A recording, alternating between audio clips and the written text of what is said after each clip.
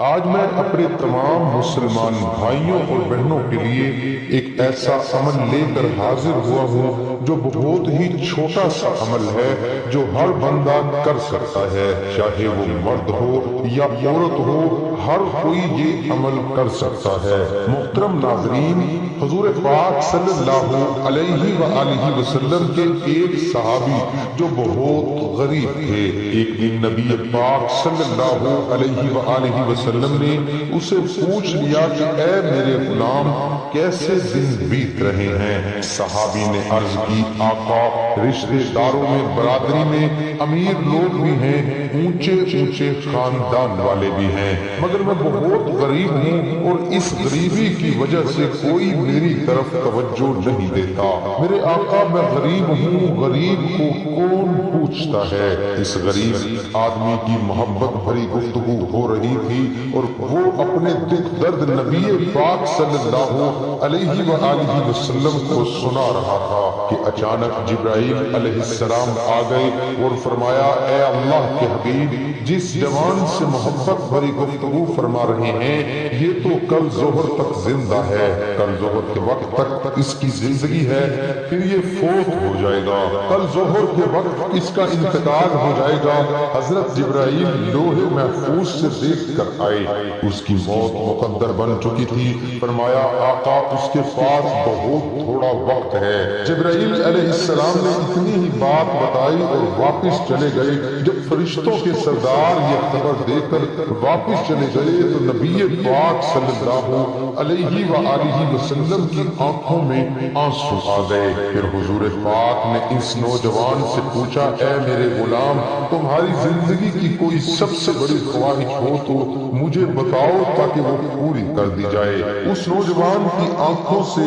آنسو نکل آئے اور فرمایا، اے اللہ کے محبوب، غریبوں کی حسرتیں کیا پوچھتے ہیں؟ آقا، جب سے آنکھ کھولی ہے غریبی ہی غریبی دیکھی ہے، اتنا غریب رہا ہوں کہ کبھی زندگی میں میٹھا نہیں کھا سکا، اتنی غربت تھی، اور میرے آقا آپ نے پوچھ لیا ہے تو عرض کرتا ہوں، میری دو حسرتیں ہیں، دو خواہشیں ہیں جو زندگی بھر کبھی پوری نہیں ہوئی۔ آپ نے فرمایا، وہ کون سی حسرتیں ہیں؟ غلام کہنے لگا، یا رسول اللہ صلی اللہ علیہ وآلہ وسلم، پہلی یہ کہ کبھی زندگی میں میٹھا نہیں کھایا، ساری زندگی تلخ ہی رہی لیکن میٹھا نہ کھا سکا، اور دوسری یہ کہ میں جوان بھی ہوں، آپ کا غلام بھی ہوں، کاش کوئی نیک بیوی مجھے مل جاتی، مجھے زندگی کا ساتھی مل جاتا، میں غریب ہوں، مجھے کون رشتہ دیتا ہے، کوئی میری طرف دیکھتا بھی نہیں ہے۔ ابھی اتنی بات کہنی تھی کہ نبی پاک صلی اللہ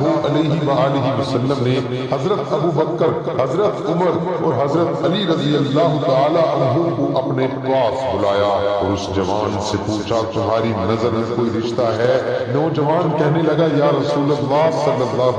علیہ وآلہ وسلم، میرے چچا کی بیٹی ہے، خوبصورت ہے، نیک بھی ہے، لیکن غریبی کی وجہ سے وہ مجھے پوچھتے نہیں ہیں۔ حضور پاک صلی اللہ علیہ وآلہ وسلم کی عظمتوں پر سلام۔ آپ نے فوراً اس کے چچا کو بلوایا اور کہا، اپنی بیٹی دلہن بنا، میں نے اپنے اس غلام کا نکاح اس کے ساتھ کر دیا ہے، ابھی رخصتی ہوگی اور ابھی نکاح ہوگا۔ آپ نے حضرت عثمان اور حضرت علی شیر خدا کو بلایا اور فرمایا، نوجوان کے لیے نئے کپڑے لے کر آؤ۔ کسی صحابی سے کہا، برتنوں کا انتظام کرو، کسی سے کہا، چارپائیوں کا انتظام کرو، یعنی سب کی الگ الگ ڈیوٹی لگا دی، اور پھر حضرت ابو بکر صدیق رضی اللہ عنہ سے فرمایا، اس کے لیے ایسا حلوہ بناؤ جو پہلے کبھی نہ بنایا ہو، کل اس نے چلے جانا ہے، آج اس کی دونوں حسرتیں پوری کر دی جائیں۔ دوستو، پھر مسجد نبوی میں نبی پاک صلی اللہ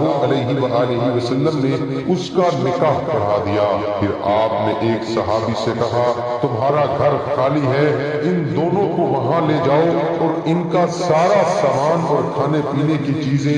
وہیں لے جاؤ۔ جب رات گزری تو اگلے دن نبی صلی اللہ علیہ وآلہ وسلم نے ایک صحابی کو بلوایا اور کہا کہ آج ظہر کے وقت اس کے گھر کے پاس چلے جانا، جس دلہے کی کل شادی کی ہے اور عصر کے وقت تک اس کے گھر کے آس پاس چکر لگاتے رہنا اور دھیان رکھنا اندر سے کوئی رونے کی آواز تو نہیں آئی، اور جیسے ہی رونے کی آواز آئے مجھے آ کر بتا دینا۔ دوستو وہ صحابی عصر کے وقت تک اس کے گھر کے آس پاس چکر لگاتے رہے، جب بھی گھر کے پاس جاتے تو اندر سے ہنسی خوشی کی آواز آتی، اس کے گھر سے ہنسنے کی آواز آئے، خوشیوں کی آوازیں آئیں، لیکن رونے کی آواز نہ آئے۔ جب عصر کا وقت ختم ہو گیا تو وہ صحابی نبی پاک صلی اللہ علیہ وآلہ وسلم کے پاس حاضر ہوا اور کہنے لگا یا رسول اللہ صلی اللہ علیہ وآلہ وسلم، وہاں تو کوئی رونا نہیں ہے، وہاں سے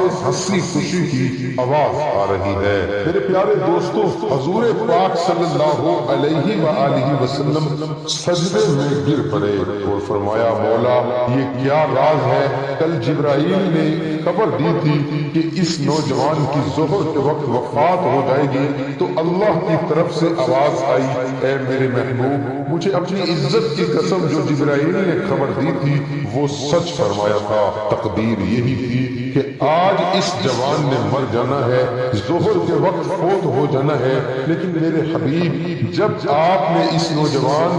شخص کی شادی کے بعد دلہا دلہن کو گھر بھیج دیا اور کھانے کا سامان بھی ساتھ دے دیا، تو جب وہ عشاء کے وقت کھانا کھانے کے لیے دسترخوان پر بیٹھے ابھی لقمہ توڑ کر منہ میں ڈالنے لگے تھے کہ باہر دروازے پر کسی غریب نے دستک دے دی۔ اس نے آواز دی میں کئی دنوں سے بھوکا ہوں، مجھے کھانا دے دو۔ اس صحابی نے اپنی بیوی سے کہا میرے لیے اتنے شرف کی بات ہے کہ آقا نے میرا نکاح تمہاری جیسی نیک بیوی سے کر دیا ہے، اگر اجازت ہو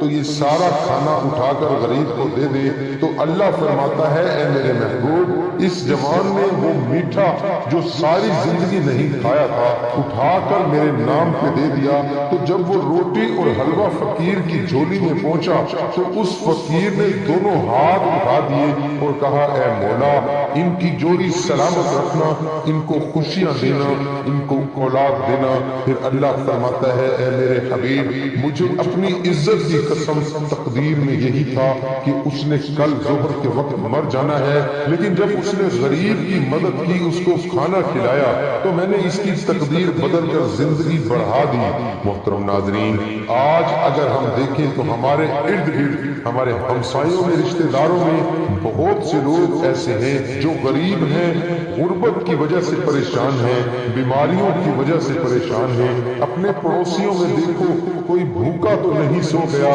اپنے رشتہ داروں میں دیکھو